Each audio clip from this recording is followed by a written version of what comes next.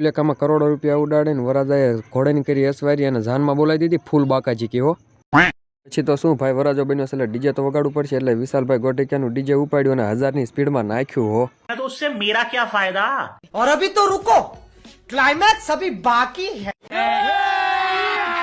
अभी मजा आएगा ना भिड़ो. એટલી સ્પીડમાં ડીજે હાલ્યું ને ત્યાં બધાને ભૂખ લાગી જાય અને બેસી જાય નાસ્તો કરવા. सारुण के यहाँ कुछ तो गड़बड़ है. તમારે પણ ડીજે ની જરૂરત છે તો નીચે નંબર આપેલો છે તેની ઉપર ફોન કરો. ક્યાં? मगर क्यों? અને પછી જનરેટર ચાલુ કર્યું ને પછી આકાશભાઈ આવી ગયા મોજમાં હો.